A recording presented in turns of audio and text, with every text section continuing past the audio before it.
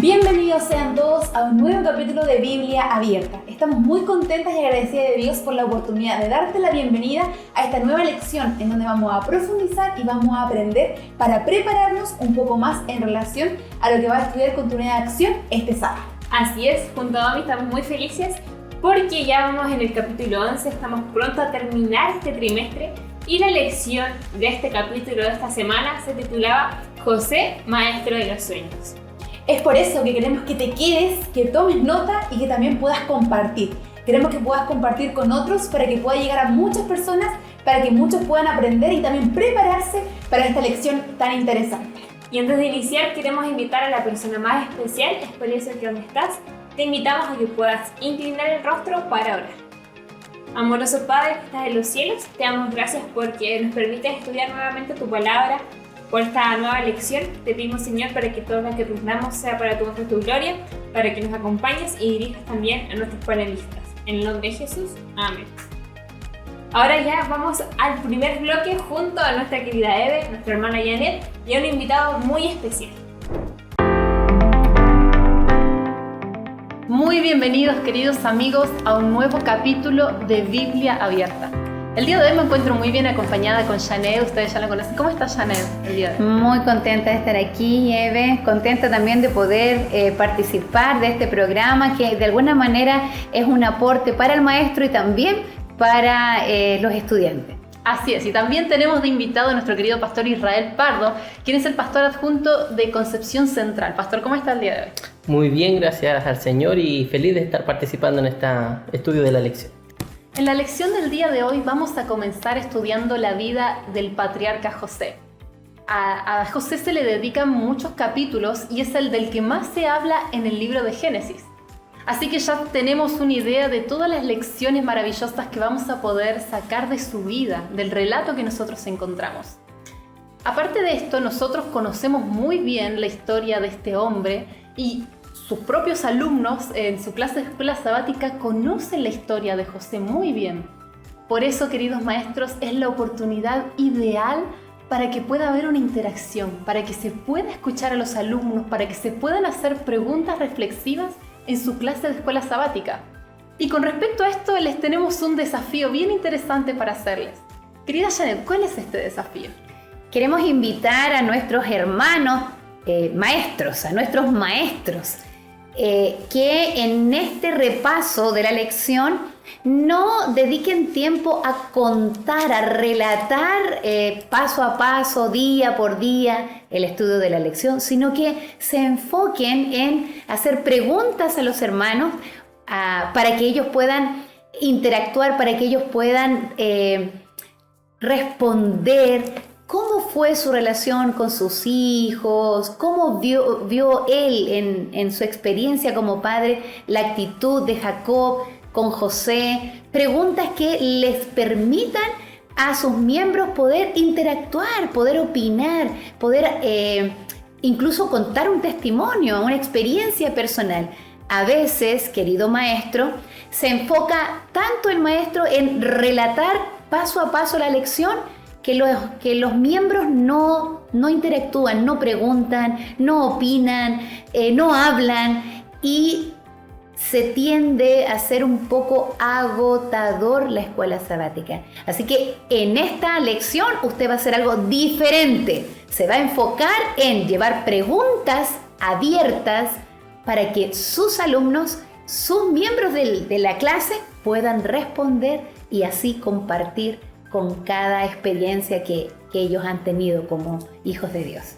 Qué interesante esto, Janet, que mencionas. Y pastor, ¿será que la forma en la que nosotros nos ubicamos sentados en la escuela sabática o el número de grupo que tenga cada clase influye en esto? Claro que sí influye. Mira, hace un tiempo atrás estuvimos viendo unos registros arqueológico de las antiguas sinagogas de los judíos en los tiempos de Jesús. Y es muy interesante cuando usted observa esos lugares, el lugar donde se presenta la palabra, donde se exhorta la palabra, queda en el medio del grupo de oyentes o que van a participar de la lectura. Y eso indica algo bastante interesante. En los tiempos de Jesús, la enseñanza ocurría a partir del diálogo mutuo que acontecía dentro de la sinagoga, de ese lugar de reunión. Y no era como nosotros lo entendemos hoy día, con un púlpito adelante y una exhortación, sino que era más bien una participación de todos en la exhortación de las escrituras. Si bien había alguien que dirigía el diálogo, todos comentaban, todos podían participar del estudio de las escrituras. Y podían verse sus rostros. Eso es importante. Hoy en día es diferente, ¿cierto? Vamos a la iglesia, nos sentamos y vemos las espaldas de nuestros hermanos. Pero en ese tiempo era importante poder ver el rostro del que estaba guiando la conversación, pero también ver el rostro de los demás participantes. Ahí tenemos otro gran desafío para esta semana, buscar la estrategia de que nos podamos mirar a los rostros en la escuela sabática y hacer preguntas buscando que todos los hermanos participen. Entonces vayamos ya directamente al estudio de la lección que se encuentra en el libro de Génesis capítulo 37 y veamos el versículo número 3 que dice: Israel amaba a José más que a todos sus hijos. Querida Janet, ¿qué lección importante nosotros podemos aprender y preguntar también a nuestros alumnos acerca de este favoritismo quizás que tenía Jacob con José? Bueno, la primera pregunta podría ser: ¿es usted un padre que favorece a un hijo de la familia? ¿Es usted un padre que le cuesta equilibrar el amor, ¿cierto?, con sus hijos? ¿Sabes que esto es muy interesante, Eve, pastor? Porque el problema de Jacob es un problema que se ha repetido, se viene repitiendo. Se repitió con Caín y Abel, se repitió con Jacob y Esaú, se repite también con Ismael y también Isaac. Al parecer, nosotros como padres nos cuesta tener un equilibrio en el amor hacia nuestros hijos. Y aquí vemos una situación muy similar. Vemos a un Jacob que mira a José como si fuese el primogénito. Y no solamente lo mira así, sino que le hace creer a él que era mucho más importante que todos los otros hermanos. Y no solamente le hace creer eso a él, a José, sino que les hace entender al resto de sus otros hijos que efectivamente José era su favorito, era el primero.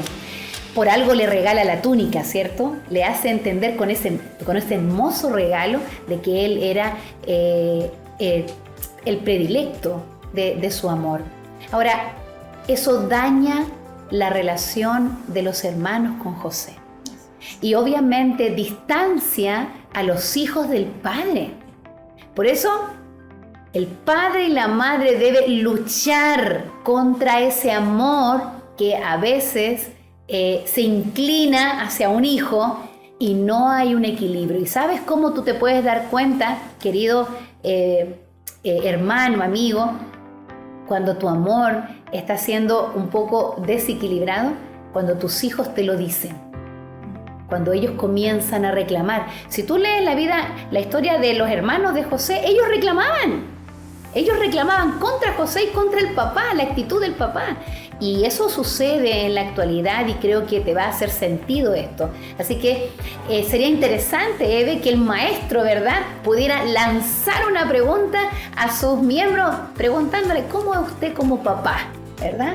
¿Es equilibrado en su amor o tiene un hijo predilecto? Porque si lo tiene, sin duda eso va a dañar la relación entre los mismos hermanos y su relación con su hijo. Exacto. Entonces nosotros vemos ya desde entrada, de un principio, que había un futuro de grandeza, ¿verdad?, para José. Ya lo decía su padre, su propia vestimenta, lo veía José mismo en sus sueños.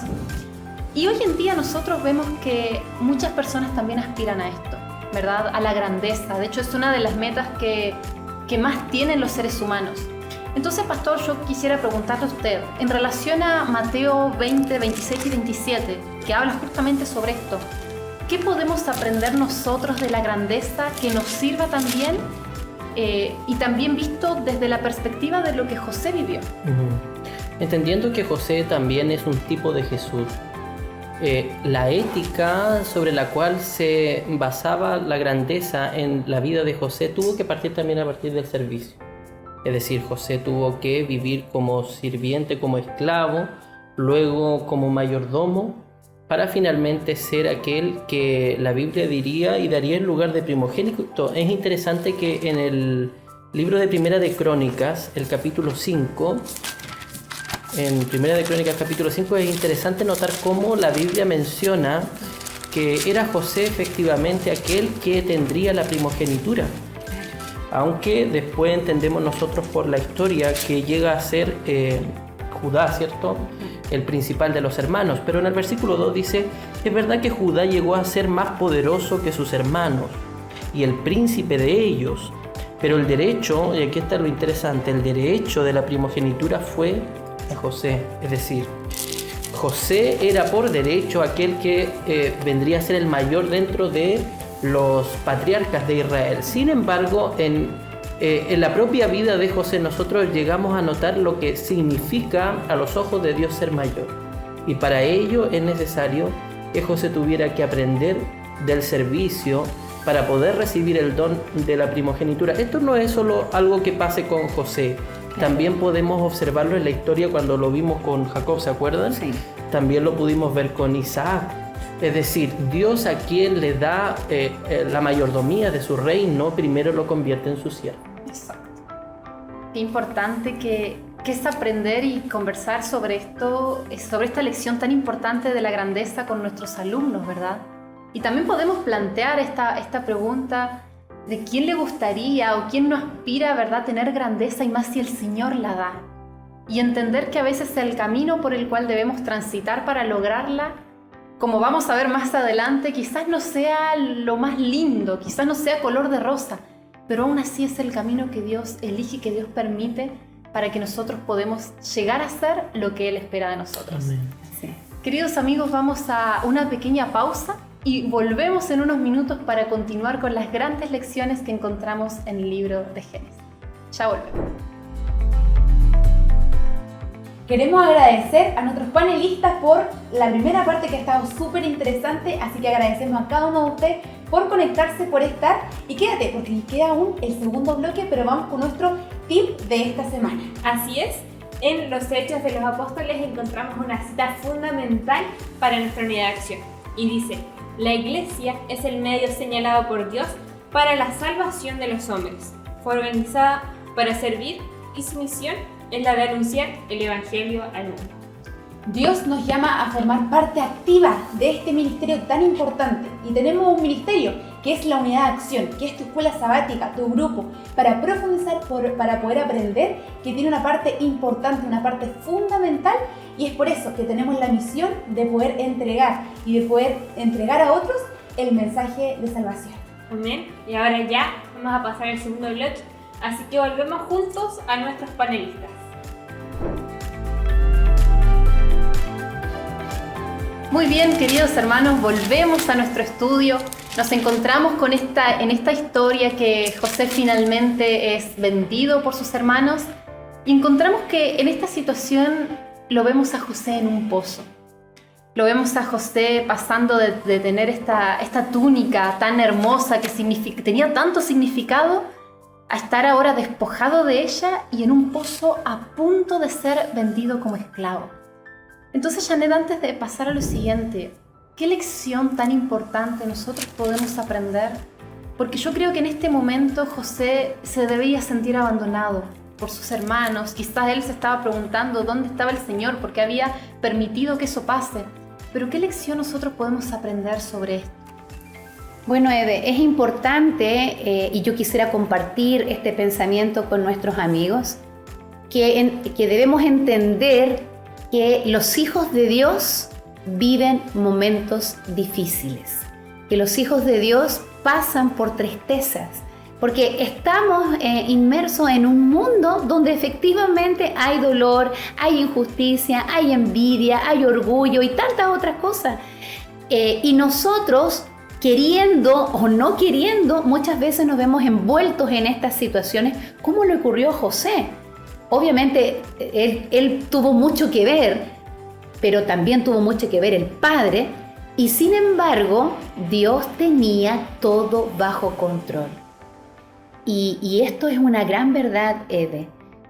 Los hijos de Dios cada experiencia que le toque a vivir un hijo de Dios, mientras esté tomado de la mano de Dios, aquello negativo, Dios lo tornará positivo, Dios lo tornará en una bendición.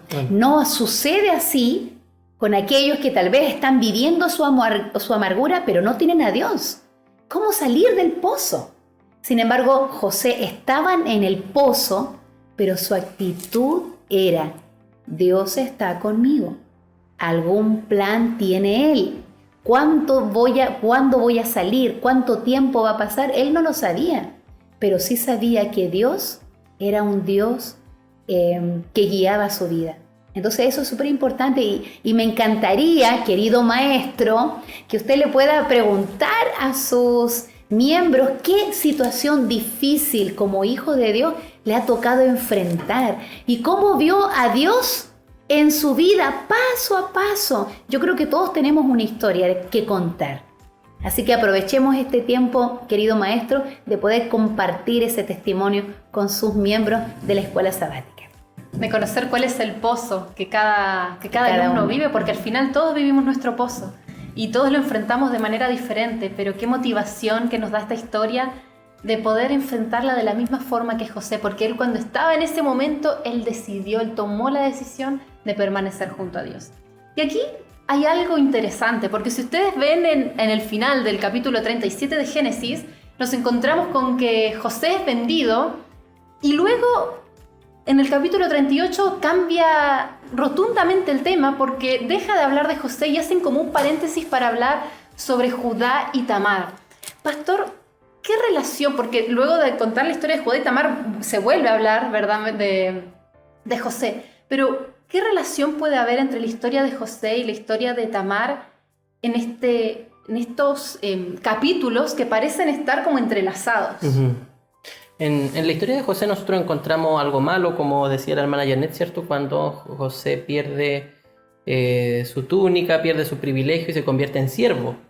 En la historia de Tamar aparece algo bien parecido, que es cuando ella engaña a su suegro, ¿cierto? Para tener descendientes de él. Recordemos la historia de Tamar, cuyo esposo falleció y no se le cumple la promesa de que uno de los herederos de Judá le diera un hijo, como la tradición determinaba. Sin embargo, en medio de esto es que Tamar se acuesta con Judá. Esto es obviamente un incesto, mal visto a los ojos de cualquier cultura, pero desde esta aparentemente mala situación que vive Tamar, llega a haber un descendiente de Jesús. Claro. De la línea genealógica de Jesús. De hecho, en Mateo, en la línea genealógica de Mateo aparece Tamar claramente allí como una de las que engendró a uno de los descendientes de Jesús. Entonces, en estas dos historias hay una relación directa de cómo, lo que decía nuestra hermana Janet, cómo Dios se encarga de las aparentes confusiones y enredos que ocurren dentro de las historias de la Biblia, que son historias humanas, porque la Biblia es la historia de la humanidad. Claro. Por lo tanto, cuando la Biblia no es una épica como la Ilíada, donde hay superhéroes, no, la Biblia es un libro de los seres humanos. Y como seres humanos, todas las pasiones, los enredos propios de la humanidad también aparecen en la Biblia, pero Dios se encarga siempre de hacer surgir la bendición de un sinnúmero de maldiciones que podrían haber allí. Entonces eso es interesante y esa relación podríamos encontrar nosotros en la historia de Tamar y la historia de José. Algo malo se convierte en bueno y en la historia de Tamar también esa disyuntiva moral en la que se enfrenta Tamar al tener que engendrar un hijo de su suegro también se convierte en bendición. Luego lo entendemos cuando conocemos la línea genealógica de Jesús. Interesante que es ver que esta forma de trabajar de Dios se va repitiendo historia tras historia y sabemos que el Dios es el mismo y que los mismos errores que nosotros podemos cometer hoy en día, Él tiene la capacidad de en solo un instante convertirlos en bendición, siempre y cuando nos mantengamos de su lado, siempre y cuando sigamos tomados de su mano. Y aquí vemos que José tomó la decisión, ¿verdad?, de seguir con Dios, de estar a su lado, de serle fiel. Él tiene una situación bien difícil con la esposa de Potifar. Él decide no pecar contra Dios. Por este motivo él va a la cárcel. Y en la cárcel él conoce a dos personas, a las cuales él les interpreta el sueño. Vamos a avanzar bien rápido en esta historia, ustedes la conocen. Uno de ellos muere, el otro, el copero, vuelve, ¿verdad?, con el faraón. El faraón tiene un sueño y aquí nos vamos a detener un poquitito porque José interpreta el sueño del faraón ahí cuando se acuerdan de él, cuando por fin sale de la cárcel. Y aquí es interesante ver a quién le da como, por así decirlo, ¿cómo lo podemos decir? Que él no se glorifica a sí mismo, él no dice yo interpreté el sueño, sino que él lo pone a Dios en primer lugar aún en esto. Entonces, pastor, ¿qué lección importante nosotros podemos aprender del actuar de José cuando ya le empezaron a pasar cosas buenas? Uh-huh. José actúa como un profeta aquí. Faraón es el que tiene el sueño. El sueño es un sueño profético, al igual que me recuerdo la historia de Daniel, ¿no? Daniel tiene Nabucodonosor tiene un sueño profético de esa estatua y Daniel interpreta el sueño del rey. Es interesante que la revelación de Dios no es exclusivamente para su pueblo.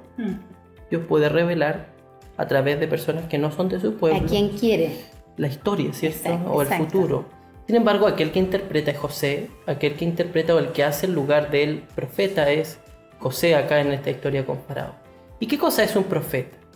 En las culturas del Antiguo y Cercano Oriente existían personas que pregonaban futuro, es decir, estos adivinos, ¿cierto? Que veían las estrellas, astrólogos, magos, etc. Eso existía. Y también determinaban de cierta manera el futuro. Los reyes cuando iban a una guerra iban a consultarle a ellos antes de ir.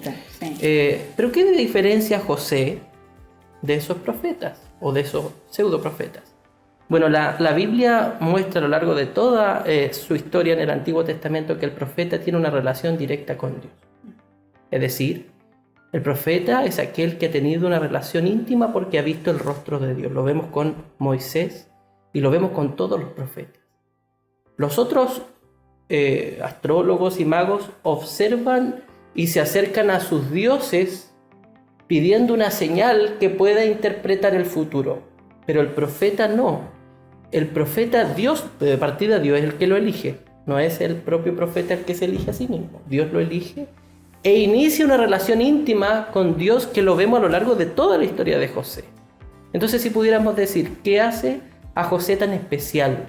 A diferencia de lo astrólogo que pudo haber tenido Faraón, es la relación personal e íntima que tuvo con Dios. Y sabe, pastor, yo agregaría también a lo que usted ha presentado, es que vemos a un José diferente. Al principio de la historia vemos a un José que tiene sueños, soñador le llamaban, soñador. Entonces, un experto en sueños. Sin embargo, no vemos que él le otorga ese sueño a Dios, sino que él cuenta, soñé esto otro, como que si él no entendiera que esos sueños provienen de una persona importante, de Dios. Y luego encontramos a un José maduro que entiende que Dios está guiando su vida, que ya no es el hijo mimado, que ya no está en su casa, porque ya ha crecido con esos golpes que ha vivido, ha crecido, y entonces él ya no reacciona como antes, sino que dice, no, lo que yo voy a decir no es mío. Ahí vemos la humildad que tal vez en su comienzo él no tenía. ¿Ok? Cierro paréntesis. Pero que va desarrollando a partir de su encuentro y de la experiencia que ha tenido con Dios a lo largo de ser el hijo mimado a convertirse en esclavo, prisionero de Faraón. Ahora aquí hay algo bien interesante que nosotros podemos reflexionar en conjunto con nuestra clase de escuela sabática, y es que José utilizó todo esto que él vivió, todas estas vivencias negativas por las cuales él tuvo que atravesar, como un instrumento para afianzarse más a Dios. Y esto puede suceder que muchas veces cuando nos pasan a las personas hoy en día cosas difíciles, pasa que se culpa a Dios, que eso sirve como pretexto para alejarse de Dios. No habremos escuchado alguna vez, si Dios permitió eso debe ser porque no me quiere, porque no me escucha. ¿Para qué estoy al lado de Dios? ¿Para qué estoy en la iglesia si al final el Señor no me cuida? Y qué importante que es poder imitar el actuar de José, poder imitarlo en este sentido y utilizar. Mire, yo no sé, querido maestro, las difíciles circunstancias por las que sus alumnos pueden estar viviendo. Pero leer estas historias y ver cómo Dios estaba en ese pozo con José, ver cómo Dios estaba en esa cárcel, por más de que José era inocente, nos ayuda a entender que por más bajo que nos encontremos cada uno de nosotros, Dios está ahí. ¿Y cuál es la lección más importante que nosotros aprendemos? Que Dios puede convertir la maldición en bendición. Entonces, mis hermanos, son muchas las lecciones que nosotros podemos aprender de la vida de José. Yo no sé, pastor, si a usted le gustaría en este momento mencionarnos otra cosa importante sobre esta historia que hemos estudiado el día de hoy. Sí, es interesante notar cómo el mundo se convierte en el pueblo de Dios. Nosotros siempre tenemos una visión bien estrecha de lo que es el pueblo de Dios como aquel grupo de creyentes, lo vemos claramente en la Biblia eso. Sin embargo, mira, si tú te das cuenta en la historia de José, Dios protege a Egipto para que a través de Egipto pueda ser bendecido su pueblo. Por lo tanto, nosotros, si bien no nos movemos en la dirección en que el mundo se mueve, el mundo tiene un lugar importante dentro del plan de Dios también. Así que, como a lo mejor palabras importantes que puedan destacar los maestros, es esta que las naciones circundantes, aquellos que no pertenecen al pueblo, sí son vistos por el Dios, que es también el Dios de ellos. Así es. Y que tiene un plan para ellos, un propósito, ¿cierto? Dios no deja nada al azar. Todo está muy bien elaborado, porque finalmente lo que Dios busca no solamente es salvar a José, hacerlo crecer, desarrollar, ¿cierto?, su ministerio, colocarlo en un lugar alto para ser un líder, sino que lo que también Él busca a través de José es que Él, como Dios, sea conocido, darse a conocer. Y es justamente lo que nosotros, como hijos de Dios, debemos hacer en nuestro día a día. Así que, querido maestro, también aproveche, ¿cierto?, de desafiar a sus alumnos de escuela sabática a buscar una forma, una estrategia misionera en donde puedan ellos dar a conocer al Dios que ellos sirven. Amén. Así es. Entonces comenzamos con la historia de José y por el momento la vamos a dejar aquí, con un José ya encargado casi de todo Egipto. Porque la semana que viene vamos a continuar con la historia de este gran patriarca. Así que, mis queridos amigos, hasta aquí hemos llegado a la lección de hoy. Siga acompañándonos para aprender y obtener estas herramientas tan útiles para su clase. Nos vemos la próxima semana. Que tengan un muy bonito día. Queremos agradecer a cada uno de ustedes por acompañarnos y en especial a nuestros panelistas, nuestra querida hermana Janet y Evelyn y nuestro querido pastor Israel Pardo. Nos despedimos y los invitamos a que puedan compartir este capítulo y también queden invitados e invitar a otras personas a la lección número 12 de la próxima semana, que se titula José, príncipe de Egipto. Te invitamos a que puedas estudiar durante esta semana la lección y pueda ser bendición, pueda ser luz en tu unidad de acción. Que Dios te bendiga, Dios te acompañe y te ayude a prepararte para esta lección tan importante y a poder entregar este mensaje que Cristo nos ha entregado para poder entregar a otros. Y esto ha sido el programa Biblia Abierta.